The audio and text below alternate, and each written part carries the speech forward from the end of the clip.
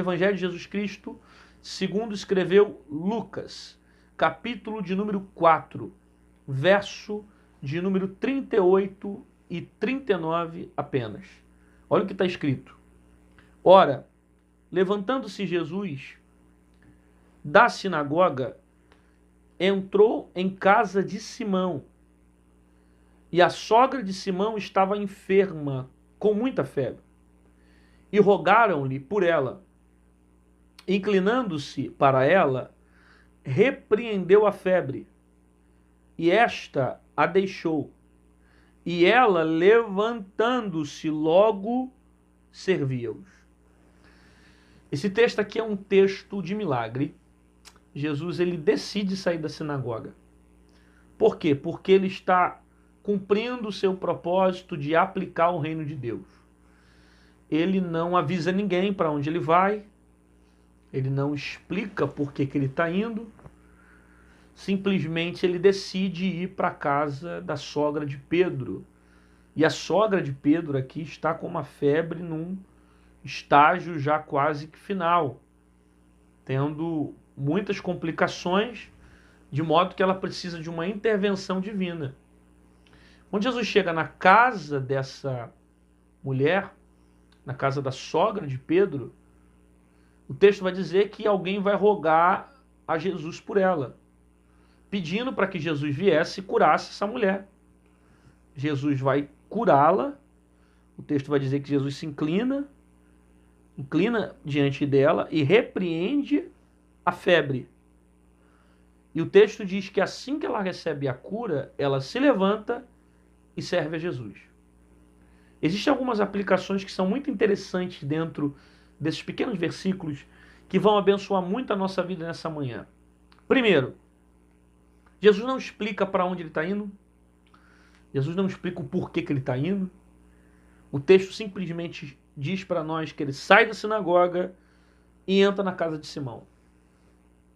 Surpresa. Decisão dele. Vontade dele. Ir na casa da sogra de Simão. E ele vai lá curar alguém. Pelo menos no livro de Lucas não mostra detalhes desse diálogo com Simão, mas é decisão de Jesus. Ele vai lá, para a casa da sogra de Pedro, e vai curar aquela mulher. Coisa boa é quando tem Jesus dentro da casa. Coisa boa é quando Jesus decide estar na nossa casa. Porque se Jesus estiver na casa, alguém estiver doente com problema, ele tem o poder de fazer um milagre, de curar e de trazer paz para a sua alma. Por isso que não é bom viver numa casa sem Jesus. Se você está numa casa e não tem Jesus nessa casa, a probabilidade das coisas darem erradas é muito grande. Você precisa de Jesus nessa casa. Você precisa convidar Jesus para essa casa. Você precisa levar Jesus para dentro dessa casa. Tem coisas que só Jesus tem o poder de fazer. Tem coisas que só Jesus tem autoridade para fazer. Ele pode entrar na casa e resolver os seus problemas. Como é bom ter Jesus dentro de casa. Porque ele pode trazer paz, ele pode repreender a enfermidade, ele pode jogar por terra as setas do inimigo, ele pode jogar por terra as palavras que não vêm dele, ele pode repreender aquele cenário de enfermidade e trazer cura. Então leve Jesus para a tua casa. Até porque uma casa sem Jesus é uma casa, mas uma casa com Jesus é um lar. E há diferença de casa e lar. Casa, qualquer um pode construir. Lar são valores. Jesus quer te dar um lar e não simplesmente uma casa. Tem muita gente que tem um monte de casa por aí, um monte de coisa, mas não tem harmonia, não tem valores, não tem princípios. Jesus quer trazer um lar para você. Te dá harmonia dentro de casa, te dá paz dentro de casa, te dá alegria dentro de casa. Receba harmonia dentro da tua casa. Que essa palavra traga paz à tua casa, que essa palavra traga alegria à tua casa. De repente você ainda não tem Jesus na tua casa, mas essa palavra está entrando para trazer harmonia e paz para a tua família. Jesus decide entrar na casa. Ele vai na casa, e é na casa da sogra de Pedro. E o texto vai dizer que ele, levantando-se da sinagoga, ele entra na casa de Simão, ele entra na casa de Simão, ele percebe que ela estava enferma com muita febre, e as pessoas vão rogar por ela.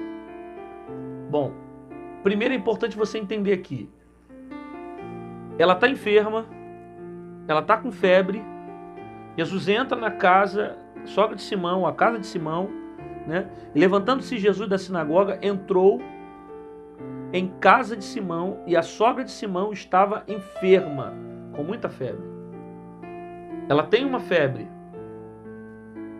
que aparentemente, para nós, não parece ser algo muito terrível. Só que o estado de febre que ela está é perigoso e pode levá-la à morte. Jesus aparece para intervir naquela situação. Perceba, quando a gente pensa numa febre, febre é algo natural, todo mundo fica com febre. Todos nós passamos por algum tipo de febre na vida. Não é algo que quando você recebe uma notícia, está com febre. Não, é algo corriqueiro, é algo cotidiano, é algo natural. Agora é óbvio, dependendo da febre. E a verdade é que aparentemente o que essa mulher tem, a sogra de Pedro, tem algo pequeno. Uma febre. Mas algo pequeno que pode levá-la à morte. Algo pequeno que pode levá-la à destruição. Às vezes a gente passa a maior parte do tempo só preocupado com as coisas grandes e se esquece de se preocupar com as coisas pequenas. Você sabe que constantemente na colheita de Israel, a colheita do povo era destruída por coisas pequenas. Em Joel, a Bíblia vai dizer que um gafanhoto destruiu a colheita da nação de Israel inteira. Não um gafanhoto, mas um grupo grande de gafanhotos destruiu grande parte da colheita de Israel. O povo viveu uma crise terrível por causa de um gafanhoto. Às vezes a gente passa a maior parte do tempo preocupado com o leão, mas é um gafanhoto que leva a nossa vida à desgraça. Eu estou dizendo para você o seguinte, que as pequenas coisas são capazes de nos destruir. E nós devemos estar preocupados com as coisas pequenas. Porque nem sempre são as coisas grandes que nos abalam. Nem sempre são as coisas maiores que nos destroem. Às vezes as pequenas coisas, elas são capazes de nos levar à destruição. Você precisa ter cuidado. Porque às vezes você só se preocupa com as grandes coisas. E às vezes é um pequeno pecado.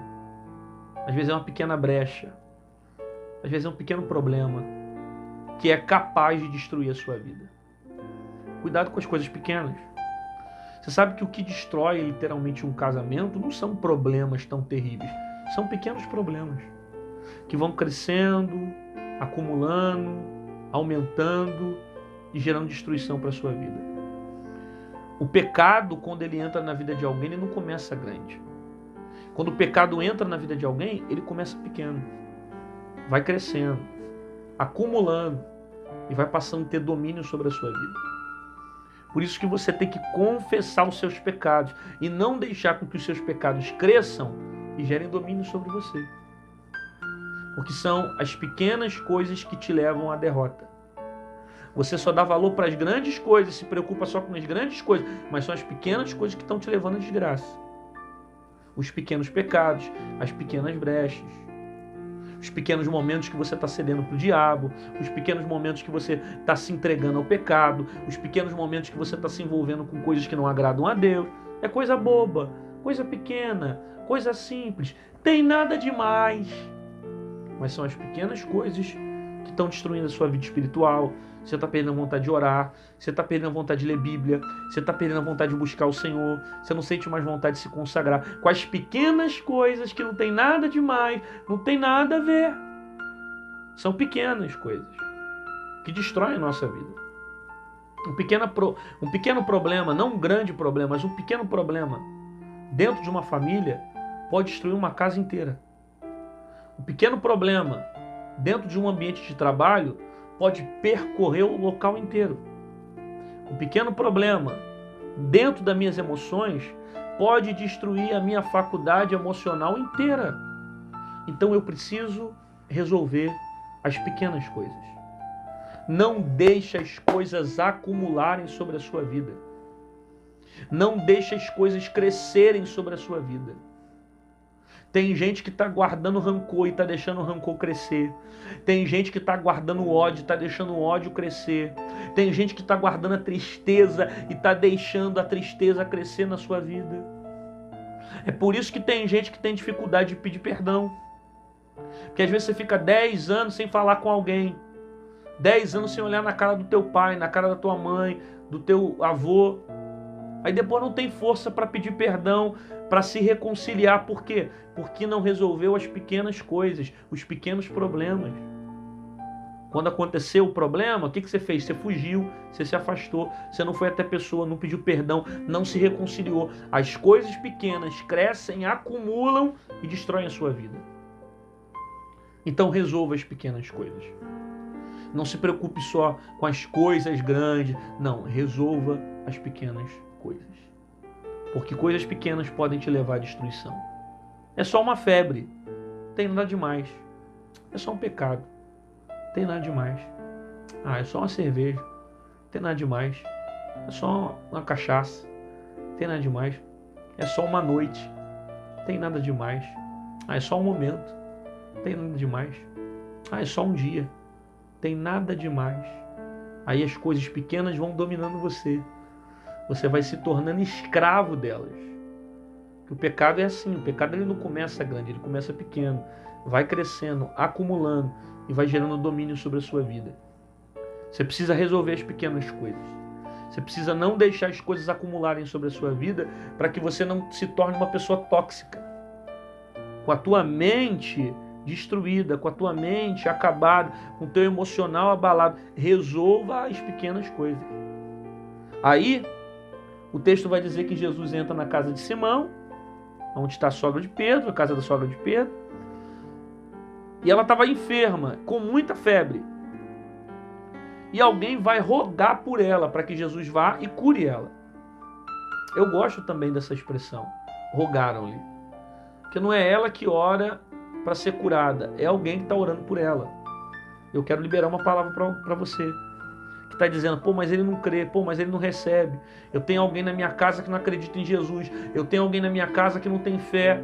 Como é que pode só eu nessa casa que não sou crente? Ele pode não ser crente, mas você está orando por ele. E por causa da maneira como você ora por ele, Jesus vai visitar alguém da tua casa. Da mesma forma como não foi a sogra de Pedro que pediu a cura, mas alguém que está orando por ela. Então continua orando. Ora pela tua casa, ora pela tua família, ora pelos teus filhos, ora pelo teu pai, ora pela tua mãe. Continua orando. Por quê? Porque quando você ora por alguém, Deus é capaz de intervir nessa situação. Como é importante nós estarmos também cercados de pessoas que possam orar por nós. Sabe? Pessoas que possam clamar por nós. Pessoas que possam nos levar até Jesus. Pessoas que possam animar nossa fé espiritual. Não só pessoas que ficam te chamando, sabe, para fazer as coisas da vida, as coisas normais. Não, pessoas que possam orar por você, te levar até Jesus, pedir, Senhor, cuida dela, Senhor, cura ele. Amigos que te aproximam de Jesus. Porque não é essa mulher que está pedindo a cura, é alguém que está rogando por ela. E Jesus vai curar a sogra de Pedro porque alguém está orando por ela. Deus vai visitar pessoas da tua família por causa da tua oração. Deus vai visitar teu filho, teu pai, tua mãe, teu tio, teu namorado, tua namorada, teu colega, teu noivo, tua noiva, gente do teu trabalho, não importa de onde essa pessoa é. Ela é alvo da tua oração. E por causa das suas orações, Deus vai curar essa pessoa. Vai trazer paz para ela. Vai renovar a vida dela. Vai salvar e vai tirar ela desse estado de morte. Aí o texto diz que Jesus se inclina em direção a ela e repreende a febre. E logo o mal que estava sobre ela deixou. Isso aqui também é interessante. Jesus dá ordem para a febre, Jesus repreende a febre, Jesus joga por terra a febre, e a febre que estava sobre ela vai embora. Então, quem vai sair da tua vida não é a pessoa, é o mal que está sobre ela. Quem vai sair da sua vida não é essa pessoa, é o mal que contagiou ela. Porque às vezes você confunde as coisas, você acha que o mal é a pessoa e não aquilo que está sobre ela. E às vezes tem demônios que estão por trás dessa situação, manipulando a vida dela e levando ela para caminhos de desgraça. E você precisa entender que a febre vai embora, o diabo vai embora, a enfermidade vai embora, mas a pessoa fica. Então, o que vai sair é o mal, a pessoa vai ficar, vai continuar. Ela vai ser curada, e quando ela recebe a cura, o texto diz que logo ela se levanta e serve a todos que estavam ali. Ela se levanta e logo, levantando-se, serviu a todos que estavam lá. Percebe? Deus não vai te curar, Deus não vai fazer um milagre, Deus não vai te abençoar para você ficar parado. Ela foi curada e serviu, começou a trabalhar. Porque Deus não vai te curar para você ficar prostrado. Deus não vai te curar para você ficar na mesma vida. Deus vai te curar para que você sirva, para que você trabalhe. Jesus te salvou? Fala o nome dele para as outras pessoas. Jesus te libertou? Prega a libertação para outras pessoas. Jesus te curou? Testemunhe para outras pessoas que você foi curado. Jesus te renovou? Transfira para outras pessoas a informação do renovo que você passou. Jesus não vai te tocar para você ficar parado. Jesus não vai te tocar para você ficar prostrado. Jesus te toca para você pregar, para você trabalhar, para você se envolver. Então nada de receber o toque de Jesus e não querer pregar. Nada de receber o toque de Jesus e não querer cantar. Você vai se envolver com as coisas de Deus, porque Ele vai te tocar para você se movimentar. Você recebe essa palavra? Então declara agora nos comentários, escreve aí, reproduz essa palavra e mostra que essa palavra está fazendo efeito sobre a sua vida. Coloca aí, eu recebo o meu milagre, eu recebo a minha cura. Isso escreve, declara nos comentários, coloca agora, expõe isso, a tua palavra tem poder, eu recebo o meu milagre. Eu recebo a minha cura, porque a partir de hoje, essa febre deixa a tua vida. A partir de hoje, esse mal deixa a tua casa. A partir de hoje, essas potestades, esses demônios, esses principados que tentavam dominar a tua vida, eles caem por terra. Jesus entrou na tua casa e entrou para renovar tuas forças, entrou para fazer milagre, entrou para te levantar. Receba essa palavra e seja abençoado agora em nome de Jesus.